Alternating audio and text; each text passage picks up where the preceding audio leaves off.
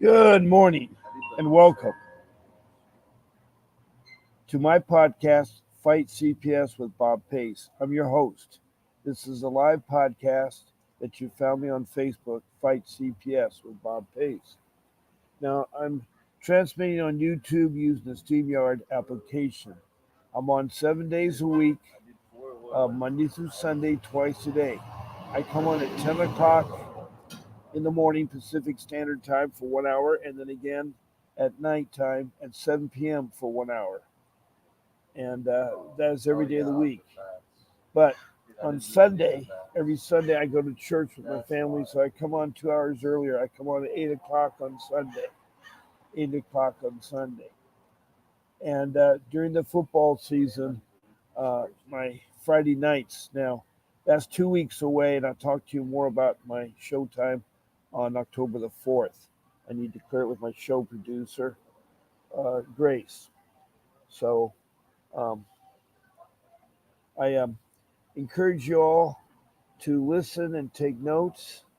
And there are 4 ways you can interact with this podcast. The first way is just by being in this room, just by finding me, you can interact with the podcast. Now, there are emojis that you can pick. You can have smiley faces, hearts, thumbs up, and stars. You want to give me stars, that'd be great. Furthermore, if you want to subscribe to this podcast, hit the subscribe button down below. And then also with the notifications, you want to be notified of this podcast. We're still trying to get some additional links to Facebook. I know some of you are looking for my page, and my page is still not linked. That's Bob Pace Fighting CPS. But we have 2 links up, and hopefully you will search for those other links. Ask.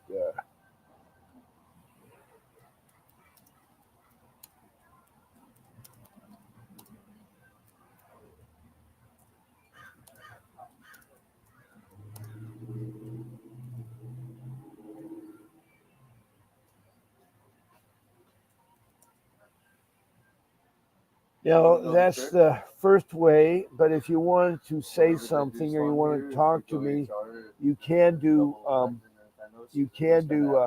comments. Now, that's all you need to do is type in a comment, and it should be a question or something about CPS, and we want to stick to CPS because we're in here in this room for. Now, please show me your name, and I like to see that name, not last name, just the first name. I know some of you may have names on your Facebook or YouTube account, but the names I'm looking for is things like Bob, Mary, Bill, Tommy, jumping hippopotamuses, or psychedelic butterflies, or Gone with the Wind. Okay, expressing yourself, but it's hard to address you with that. After your name, I like to see the city or the county you're from, the city or the county, and then the state. Now, I do have an international audience, so I ask people from other countries, their city and their country. So far, I've had Bangladesh, New Delhi, India, a country in the Middle East that I don't understand Arabic, but they have participated in questions. Africa, I've had several countries there, Liberia in the northwest on the coast, and then the northwest province of South Africa in the south, and then Rwanda to the central east part of Africa, a small country next to Lake Victoria, and then down to Mozambique, which is on the east coast, south of Somalia, north of South Africa, across from Madagascar. Then up to Europe, I've had England, Scotland, Wales, part of the United Kingdom, Texan, as well as Denmark and Sweden. Across the pond, I've had the Canadian provinces, British Columbia, Alberta, and furthers like Vancouver and so forth on the west side. And going down south of the United States, I've had all 50 states, including Washington, D.C., call or text in. South of the border, I've had Mexico, and then further south in South America, on the east side, a country called Guyana has texted comment. They're east of Venezuela, north of Brazil.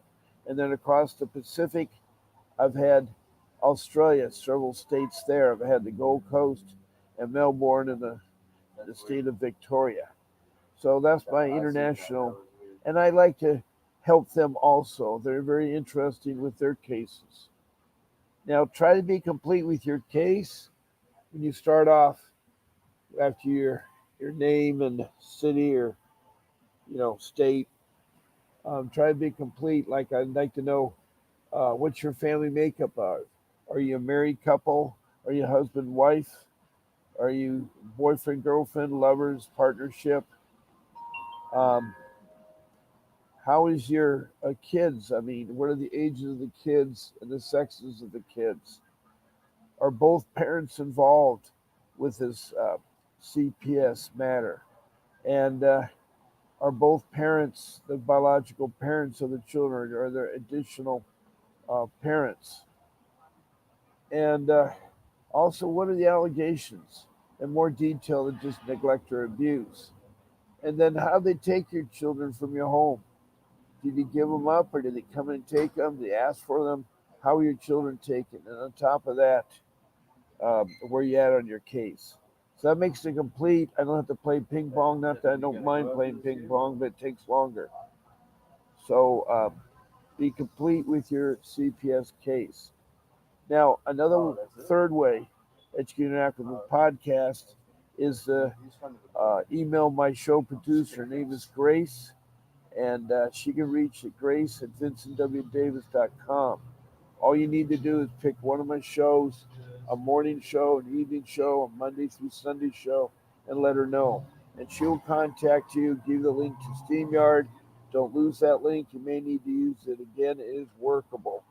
Also, she will say things like there's no eating or smoking during the show, and there's no names of social workers, judges, or children. And she'll tell you other things. Make sure your lighting's good, your sound's good. I prefer a computer, but a phone's okay. So just email Grace at vincentwdavis.com.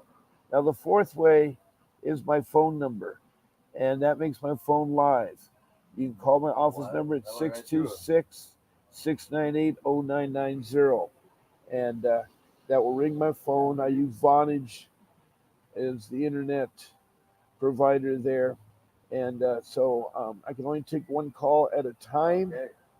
And so if you check to make sure I'm not talking to somebody when you get ready to call me in. Make sure you're loud and clear and that everybody can hear you, because I'll put you on speakerphone. So that's 626-698-0990. I'll leave that up for you.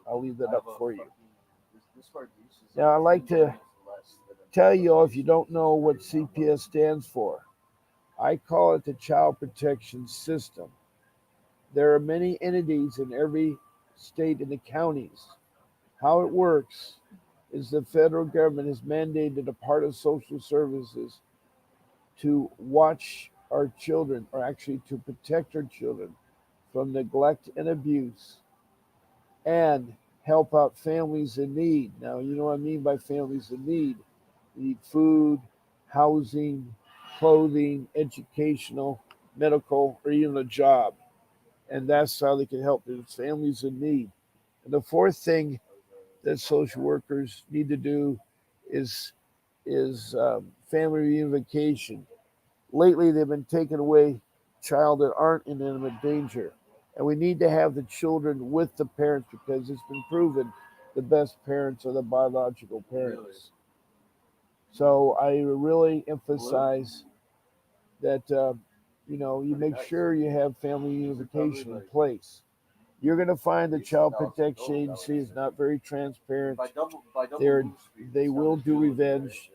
They're not very nice. They don't want you to have your children. The reason being is that they found that it's a money-making business. They make $1 trillion a year by trafficking your children into foster care. and they like to alienate your children so that you don't have, um, so the children can eventually be adopted. That is their goal. That is their goal.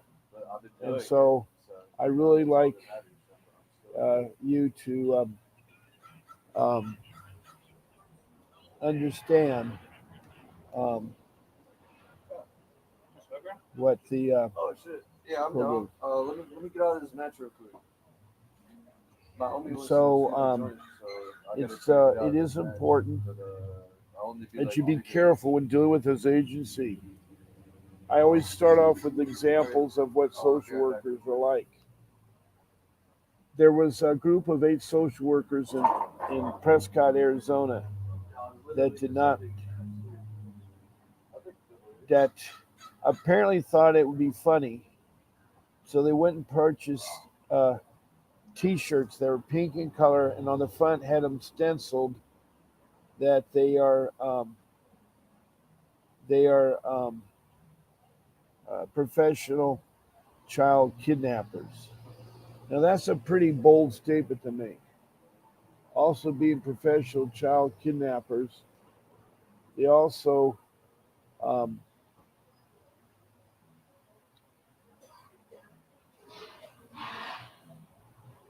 on the back of the T-shirts put, "Do you know where your children are at? Do you know where your children are at?" So this being said, is that you got to be very, very, very, very careful, because these pink ladies went around to all the big stores like Kmart and Costco and Target and Best Buys, and they paraded around showing their T-shirts how proud they were that they're professional child kidnappers. And do you know where your children are at? That was an awful feeling for the people of Prescott, Arizona. They called, complained, and the social workers were immediately fired, as well as the director of that agency. Their agency was the Department of Children's Services. Now you can look this up.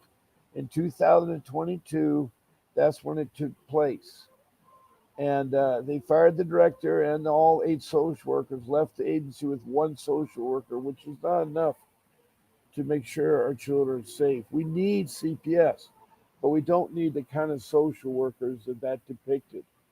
And after talking to over 500 people, 99% of the people have said that they took their children wrongly. They took their children wrongly.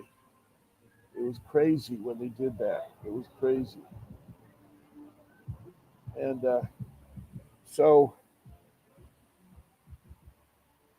I want you to be careful out there, because you can't trust them. They'll make promises. They'll have you sign things, and it's very important you don't. Now, these social workers have been going around. I mean, that's one example. And I have been involved in CPS for 15 years. My children were stolen too and alienated. I had 3 of my 6 children. I have 6 children, 3 older ones, 3 younger ones. My my second youngest, my daughter, was stolen by a child protection agency. It hurt me so bad. I got involved in CPS in the year 2010. And unfortunately lost my job at age 60 through no fault of my own. And I was trying to find other work. And I did not know that lay persons, a bunch of them, were calling in. They were my in laws, my wife's mother, father, 3 sisters, and a brother, were making up stories that me and my wife weren't taking care of our children. They wanted our children. They wanted our children. And so it's really, you got to be really careful, because this went on for about 5 years. I proved them there was nothing wrong with my family. I had them in my home. They saw my home and everything. But my in laws, which I did not know at the time, were making these accusations once a week, taking turns among family members. It was kind of strange why they never came to the wedding. They never came to the wedding, so I didn't know um, why, and now I kind of know why. I mean, they've never been supportive of our family, and sad because me and my wife have beautiful children, and they want those children. So they were using the social worker system um, to their advantage. That's what happens with lay people. There are two kinds of individuals that report uh, abuse and neglect. They're your professional people. These people are trained and educated. They know how to recognize abuse. They know how to recognize neglect, and so um, you got to really be um, careful because 50% of the lay people are using the CPS as hostage. Meaning, let's say their neighbor's yard is overgrowing your not your yard, but anyway, there's the overgrowth. A lot of people retaliate. They'll call CPS and do a false allegation. They'll say your child are unattended outside. Then CPS investigates and finds you don't have children. That's how ridiculous it'll be. So you got to be really careful of the lay people out there. The professional people have training, and I would say probably 9% of the time they are correct on reporting abuse. And a lot of the abuse is later could be found that the child injured them playing a sport, or had a bad accident on a bicycle or something like that. So it's very, very important that you keep that in mind, because when they finally got me in 2015, they went into my house and they were determined to find something. That's why they got the police involved, and I didn't know about the rule about not going in the house, not showing your house. I did not know the rule about not talking to social workers and stuff. And so it's really kind of um, really kind of hard, really kind of hard. So um, I want you to keep that in mind, because my case was hard because I not only didn't have a job, I was using my money to save my home. I had a high mortgage payment, and I wanted to live as long as I can in my home. And that leads me into my rule number one. My rule number one is that you must have an attorney to fight CPS. And the kind of attorney you want to get is what's called a juvenile family dependency lawyer. Now, use the word dependency. That's the law that you're in. It's a specialized law. It takes a special kind of attorney. And this attorney must know how to fight CPS and get your, children back. Now, fortunately, I have an attorney that produces this podcast. His law firm, Vincent Davis and Associates, is a law firm made up of attorneys in different areas: criminal law, divorce law, there's real estate law, workman's comp law, there is immigration law, and of course there's dependency law. Now, Vincent Davis himself is a dependency lawyer. He's been fighting CPS for 35 years, and he has gotten children back. And right now, I've worked out a special arrangements with him where he will do a consultation on Zoom. Now, I have at the bottom of my screen to book a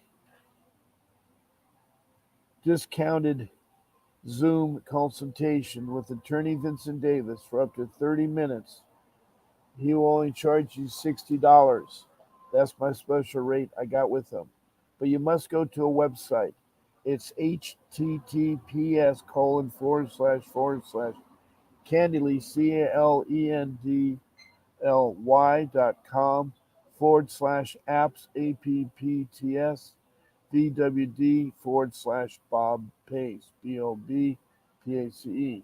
You go to that website, you sign up, you use your credit card, and pay the $60, and you will have your meeting with them. When you do see them, make sure you tell them that Bob Pace sent you.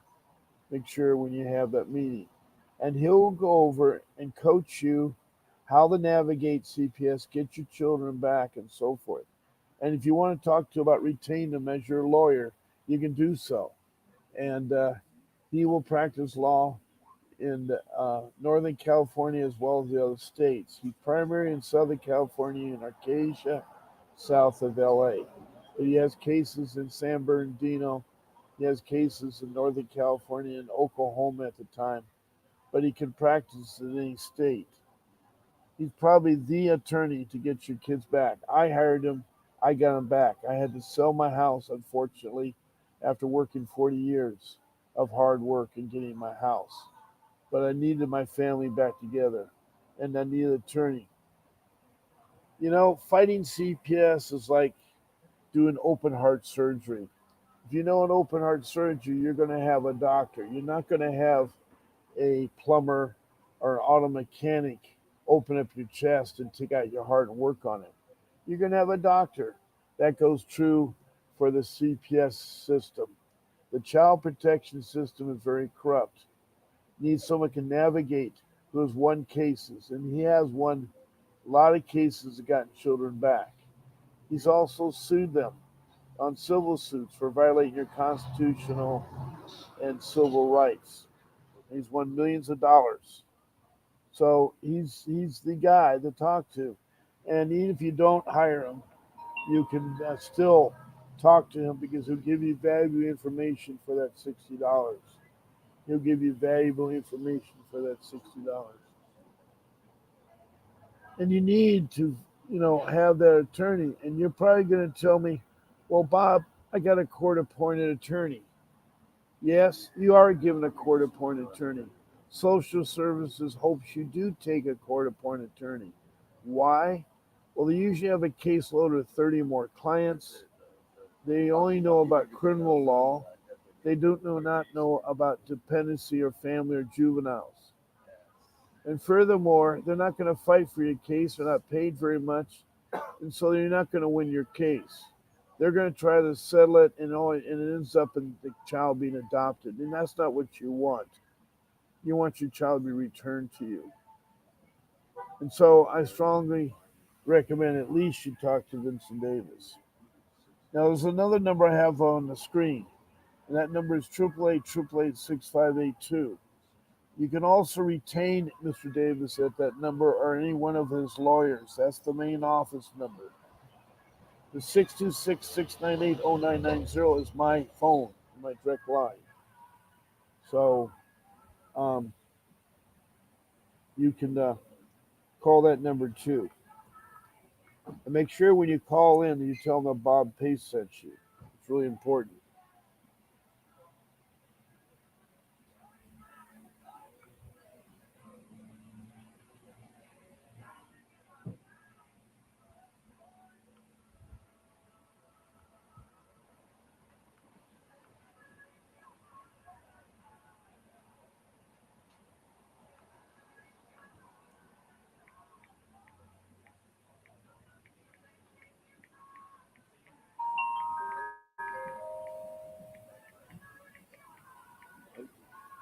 Um,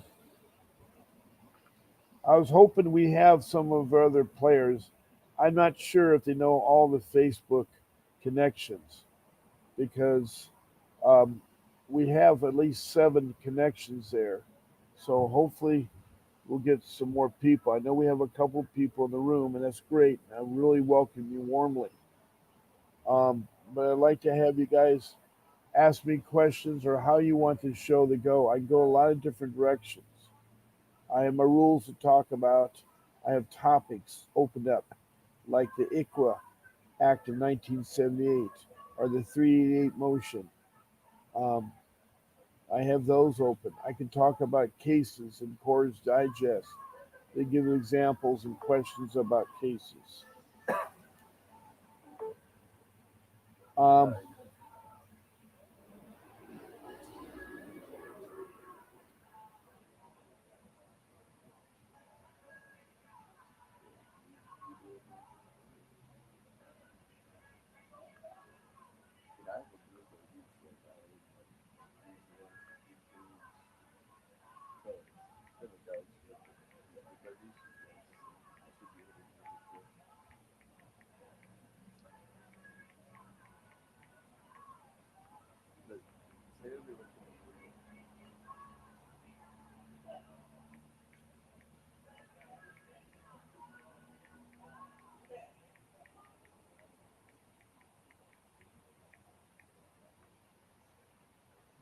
Okay, I've been looking at some things from Core Digest, so maybe I could talk about some questions there that will help you all,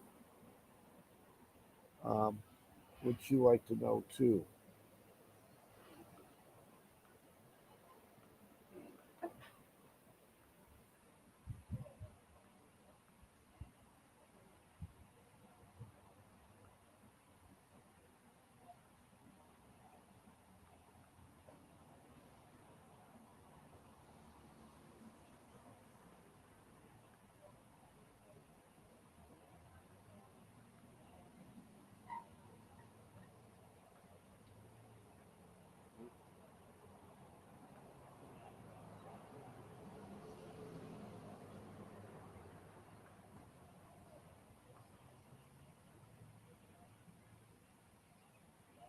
I'm looking at these different articles to see which one would be the more appropriate in there.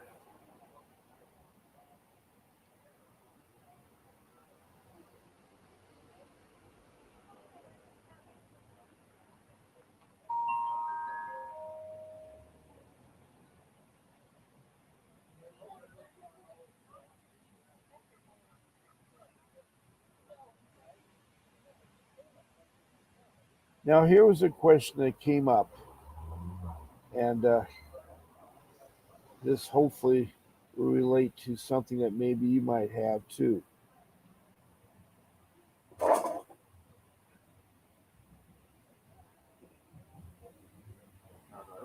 The question was, has someone ever unjustifiably reported you to Child Protection Services?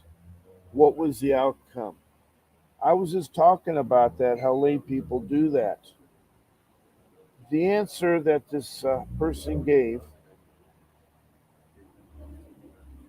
who is a former court appointed special advocate named Victoria, said twice it happened to her. My daughter's school nurse was becoming very obsessed with her, unfortunately, uncomfortably so, buying her gifts and keep her within the nurse's office for hours several times per week. Even my daughter, who was 9 at the time, was uncomfortable with it. One day, my daughter came home from school wearing a brand new sneakers and socks. I asked her where she got them and where the expensive leather shoots I sent her to school were. She said the school nurse went out and bought them for her because she got her shoes wet jumping into puddles in the rain at the bus stop. She said the nurse threw out the shoes I had bought her and sent her in. I was furious. I called the school and told them so. In retaliation, the school nurse called CPS and told them I sent my child to school without socks and wet shoes, and it caused my daughter to get a rash on her feet. So CPS calls me about the allegations. You have to understand, when allegations are made, CPS thinks they're true. You're guilty until you're proven innocent. And this is so typical of retaliation by lay people. Well, that was actually a professional. The nurse knows better. See, that's where I can't say 100% of professionals do that. That's one of those people that was really bad. And that she wanted to set up a home visit. I said no because I know my rights. I've been a CASA volunteer for 15 years. You know, a CASA is a lay person, usually a mother who volunteers her time to help out people in CPS. So she knows firsthand. It's a court appointed advocate. I forgot what the S stands for, but been over 15 years. I said that she, her father, brother, and I would meet her at her office the next morning. The CPS agent interviews my daughter as well as my teenage son and couldn't get either one of them to complain about a single thing. She tried to imply we didn't get the medical care when they needed it, hence the foot rash, and asked my teenage son he'd been able to when was his last visit to a doctor. He let her know he had been to the doctor only yesterday. My daughter is epileptic and is constantly at one doctor or another. She is at the children's hospital quite a bit as well. She's seen by a doctor twice a month at a minimum. I let her know she was more than welcome to contact my daughter's doctors and see how they felt about the allegations that she didn't get a medical care when needed. Oh, and as far as the foot rash, it was eczema for which she had been getting treated for at least a month and had seen a doctor for recheck just the day prior. We're also required to give the names and phone numbers of family, friends, relatives for interviews. It was very humiliating. It took exactly 2 days for a CPS worker to call me and let me know she'd be closing the case because there was not one single thing to back up what the school nurse had to say, and a whole lot to outright contradict her. Thankfully, the school nurse left the following year. It was a shame she acted the way she did, because my daughter suffered from a serious medical condition that requires to seek medical care at times, and after all this, she was too terrified to go to the nurse's office. The second time was even more ridiculous. Oh, this woman had it twice. This is so typical of so many cases I heard from you, these false things here. And CPS are so stupid and so dumb. They believe everything. And I think that if anybody reports anything, it should be in writing and their name should be signed to it. So if it turns out to be a false allegations, that person should be prosecuted. That person should be prosecuted. And um, that's wrong. That's wrong. Now, this woman said Victoria said the second time was even more ridiculous. My daughter woke up having a seizure. It wouldn't stop. Normally, in that case, I administer emergency medicine that is only used in cases when her seizure lasts too long and would stop immediately. This particular time, though, it didn't stop right away. When she finally did stop seizing, she started right back up again a minute later. I absolutely hate to give her this medicine because it often makes her feel very hard. She makes her very hard to deal with. Makes her want to get up and walk around, but she can't because of the drug and will fall and get hurt if she tries.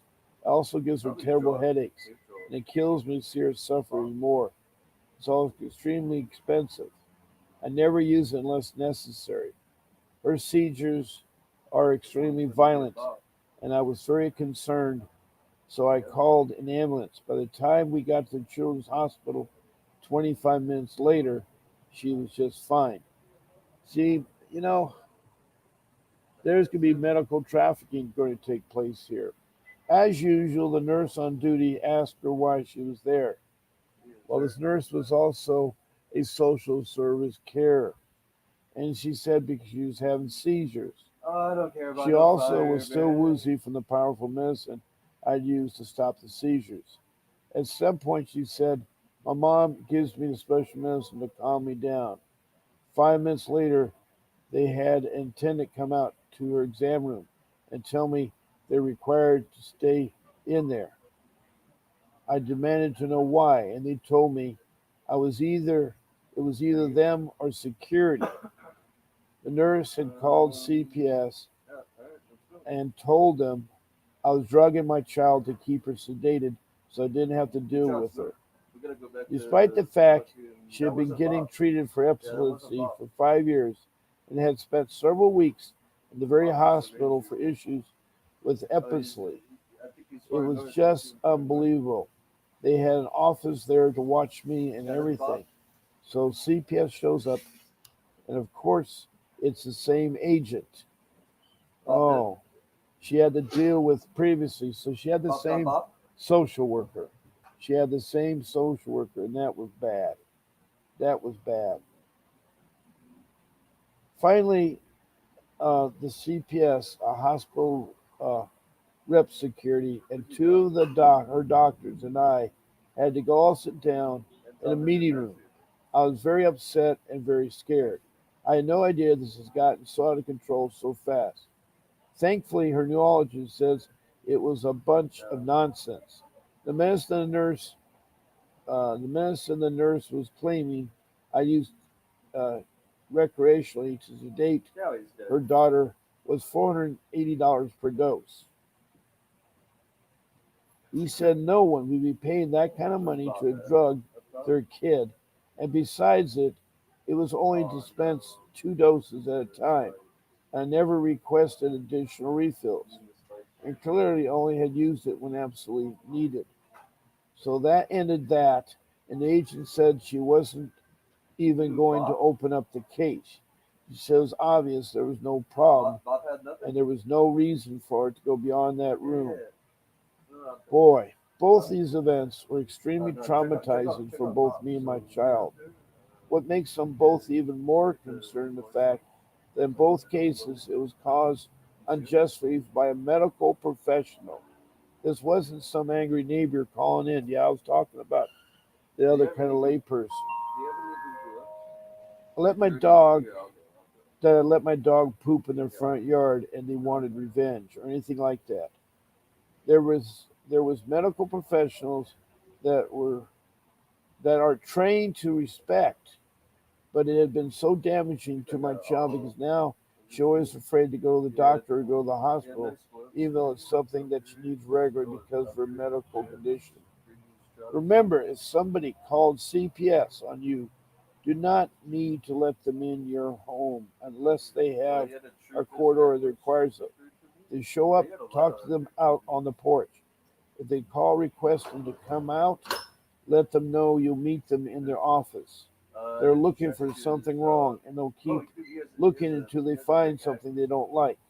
Also remember, if you've been unjustly accused and a CPS case has been opened on you and investigation has been done, even if you've been found 100% innocent of all allegations, it's still on record. In order for you to get that taken off of CPS records, there are steps you'll need to take. It's something you have to request and fill out paperwork out for. And I'm very, very strongly suggest you do. Otherwise, if someone were to check, it would show that you've been in the system, even if your case had been dismissed and you've been declared completely innocent. That was amazing 2 cases that I've run across myself.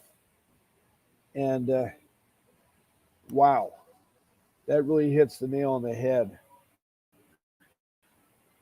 These complaints need to be written and signed. And yes, keep the person confidential. But if it turns out to be a false and things are, because you see, CPS has got to change their process. Instead of assuming that someone is guilty, they have to prove that they're guilty. That's wrong when CPS accepts that they're guilty. It's only in court of law that you're guilty until you're proven innocent. So that has to be changed in there and everything. Um, I was hoping that we'd have somebody uh, want to talk or ask a question. We've had several people in the room, but my traffic is really down low. I'm hoping to get the problem with Facebook corrected so again we can start having people. Also, I encourage any of you out there listening, if you want to be a guest on my podcast, please contact Grace at vincentwdavis.com. And my phone number's up. It's 626-698-0990. And you can call in. I think I'll take another um, example of CPS and Core's Digest. But that last one was perfect.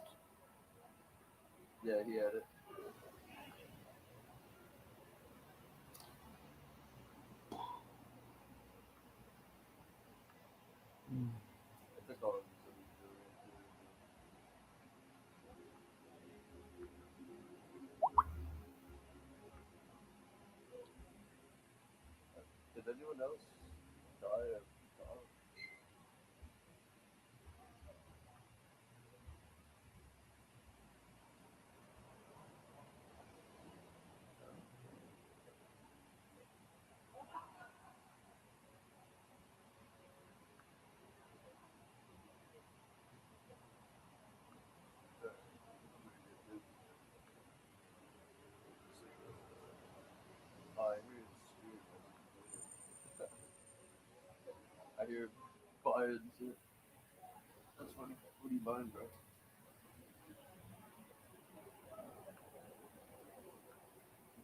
I got the shots.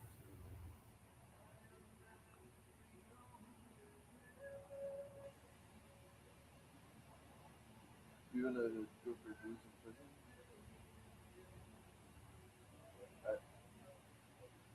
I heard the booze is stronger in prison.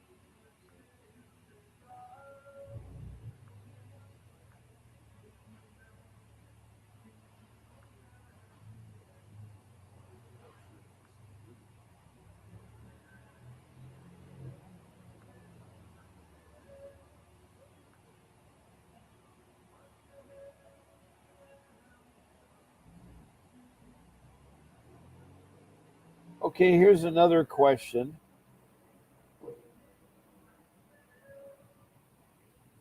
Um, I've already read that one. I don't know why it showed up again, but it did.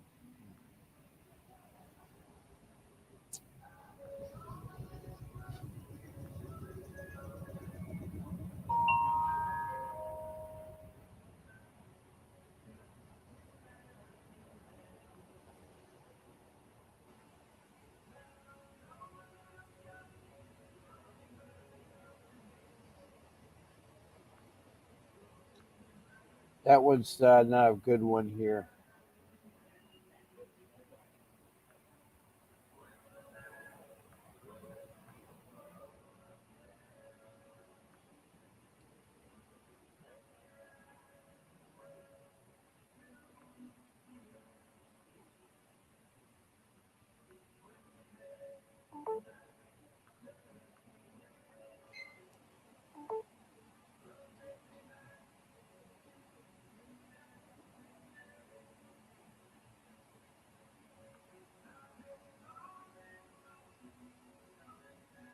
Now, here's a question that um, is about CPS, Cora. And the question is, do you know of anyone who has ever lost custody of their children to child protection services? If so, why did they lose custody? Now, the answer to this question was um, by Rhonda. Rhonda said that a lady was coming to my church, had two children. I invited her to sit with me. They didn't know anyone. I showed the kids where to go to Sunday school. I was in touch with her quite a bit because I took her kids to programs on Wednesday night also. One day when I went to pick them up, the door was wide open. No one came. No one was home. I came back later and it was the same. I asked her neighbors if they'd seen her. They said not. An aunt left a note in their house, so I called her. No one knew where they were, so I reported them missing. The police told me a lady with two children was wandering the streets and they checked into a motel for the night. The next Sunday, she came to church, but she looked disheveled and unclean. The kids looked a bit wild eyed, and I took them home with me after church and tried to find out what was going on. She was very paranoid and thought people were coming for her and that she was going to be on TV. I fed her, had them take baths, and was going to take them home, but she wouldn't go there. She started freaking out and told me her kids that they were leaving. My son in law called the police. When I got her into the car, she's a big woman, and he was afraid she would hurt me. She insisted on getting out of the car and took off with the kids. I was in touch with the police by then and was following her. They stopped her and told the kids to get in with me. They talked her into going to the psych ward. I took the kids home and had them for 6 months. She got them back for a bit after those 6 months with the help of us in our church. We got her an old car and apartment, a ton of red tape. They were Native Americans, so there's hoops to jump through them as I'm white and they didn't want the kids with non natives. No one in her family wanted them, so they remained with me until she got them back. I could say they were going downhill again and try to intervene, but she was threatening. She lost custody of her kids again, and when I warned CPS she was taking drugs I didn't know. I thought maybe it was a psychotic break of some kind. The kids are in foster care again. I'm in touch with them. They're afraid of their mother now, but they're doing well where they're at. It was a long and stressful time, but we tried hard to help her. It breaks my heart that with all the help, she couldn't stay clean. It makes me angry that her family didn't tell us up front what they want nothing to do with her. Oh boy, that is a sad ending. That is a sad, sad ending. Um, Somehow the mother, helped by a stranger, could not be helped. A lot of people can be shown, it's like a horse is shown water at the trough, but you can't make the horse drink the water. Same thing with people. There's a lot of people I've given advice on here, but I can't force them. They're going to have to, make their own decision about doing that. It's a hard thing that I find myself trying to help other people in CPS matters. I really care about families. I really want to help you all. And that's why I've made these rules. Now, I talked about rule number one about the police, excuse me, about the hiring an attorney. Well, rule number two is about keeping yourself organized with a good notebook, an 8.5 by 11-inch size, 3 inches thick, three ring binder. And you want to put subject dividers in it so you can, spread things apart so you can easily find them. Also, you want to um, uh, put all your documents in there. Now, the reason why I picked a notebook at 8.5 is because all the papers you receive are 8.5. So most people use 8.5. And you get college rule notebook paper, and that way you can write yourself a nice font and be able to read what you're writing in. Um, typing on a computer or typing on your phone in a calendar is a task, or it's so hard to read a lot of times. That's why I prefer a notebook effect that you can add things to it. That's why you have the three rings there. And one of the most important areas of your notebook is your timeline with CPS, your incidents. You want to list all your incidents, whether with the police, your children, your neighbors, the CPS, or anything related to your CPS case. And you arrange it by date and time. So with the um, first, so with the first incident, you put down the date, time, location, and the people involved. The next line, you put what the incident was. Just a simple one word, what the incident was. And then the third line is the outcome. If you know the outcome, write it in. Again, it's a simple one line word. Now, um, you're going to keep doing this as you fill it out, with the oldest being first. And so you'll have different things. You use highlighters to highlight the difference and things like that, because this information will become very valuable because you won't remember everything 6 minutes from now, or a year from now, or a couple of years from now. So it's really important that you organize a timeline, your incident, everything that happens in your case. That could be the most valuable thing to help you with your case. And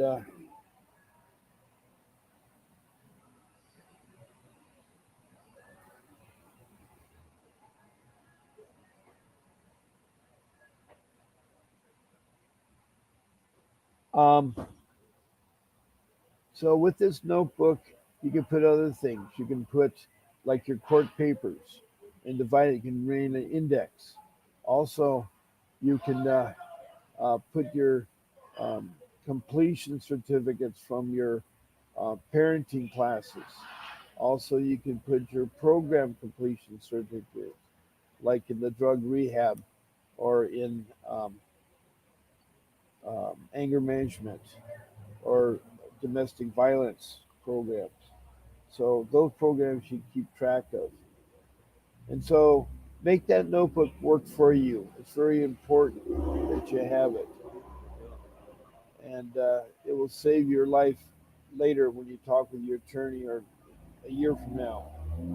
Now, the third rule is a very important rule. It's where you say no to social workers. Now, one of the stories I read this morning said you can talk on the porch. That's fine if you want to talk on the porch. I say people don't answer the door. If you hear a ringing at the door and it's not somebody you're expecting, don't answer it. Too many people are being shot lately by answering the door. It's a sad tragedy. There was a guy named Roger, a black airman, shot on May 3rd. I'm not going to forget him because he was a guy that's trying to do good, serve our country, and was instantly taking his life away when he's talking to his girlfriend on FaceTime. It was sad. Another incident was a lady who's washing dishes was shot in the face 5 times, killed on the spot. Is someone pushing from behind me? Killed on the spot. So that's why I don't answer doors and you shouldn't. If you have someone you know is coming over, make a special thing like 3 rings or 4 knocks or something there. So don't answer the door. And again, if it is a social worker, then talk to them outside.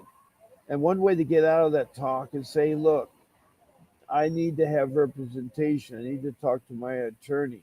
So I have to accuse myself. What is your name? Give a business card, and that way you can get the information. I hit the barb. So I'm telling you, that is a way to get away from the social workers because they're no good. They're up to no good. You don't inspect your home. There's only 3 ways they can get in your home. Either you give them permission, or there's domestic violence going on where a child's in danger. You know, people are fighting, husband, wife arguing. Knives or guns are being used, or the child is caught in a bad position that's hurting the child physically. They're going to intervene. The police and social workers will come into the home. The third way is they have to have a court order. It's called a warrant, and on the warrant it has to be correctly filled out. It must be issued on a working day. Judges don't work on holidays or the weekend. So if those dates are on there, you be careful. Make sure it's a legit. People like to doctrine things up and make copies of things. Also, it's got important to have your name on it as well as your spouse if she's involved. And then it's got the list of 3 children and what the allegations are. Furthermore, it's got to tell specifically where they can do the visit, the address and everything, the time, and then what they can do during the visit, what they can ask, and so forth. It's got to be signed by a judge that has a embossed stamp that raises the signature so no one can't replicate it. So it's really important that you look at that warrant. And lastly, be careful of child trafficking.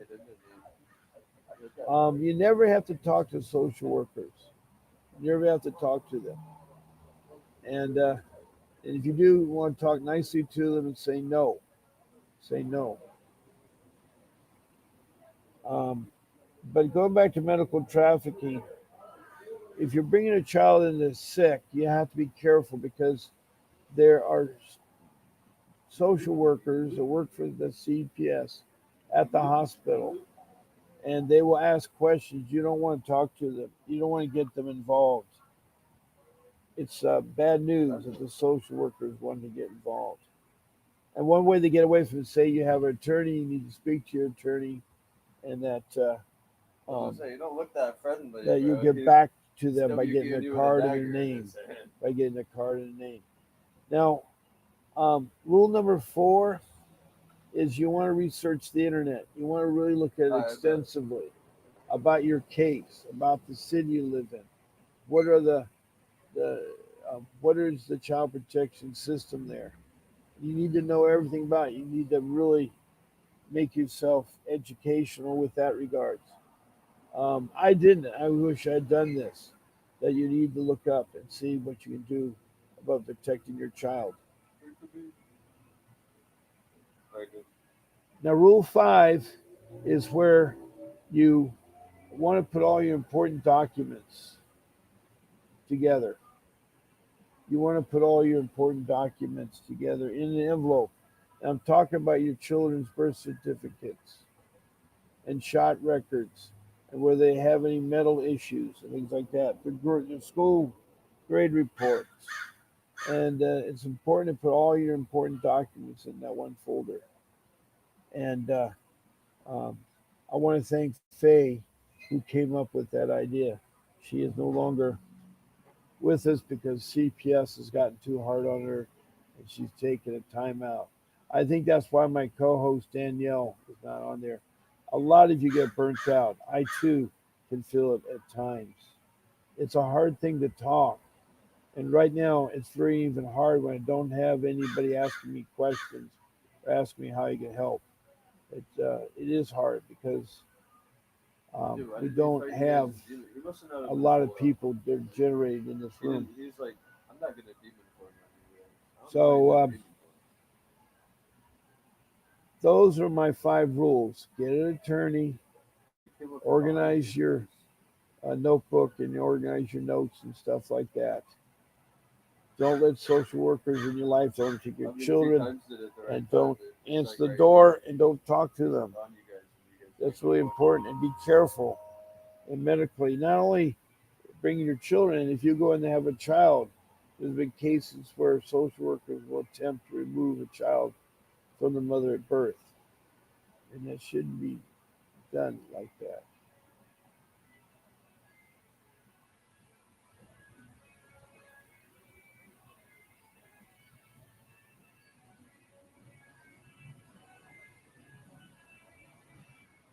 So I tell you that I want you to keep fighting for your kids. I don't want you to stop fighting. Listen to what they have to say. Keep in mind they can't be trusted. I tell people you're like Alice in Wonderland. You've fallen in a rabbit hole and you do not know uh, where you're at. You should talk to the Chester cat who tells you to go to this room and that room. That's what CPS is. You're Alice in Wonderland. So be careful when you deal with CPS. They can't be trusted. And I want you so much to get back to your children. So I'm going to end my podcast this morning. I want to thank you for listening. And as I say, keep fighting for your kids. This is Bob Pace signing off. And I'll see you tonight at 7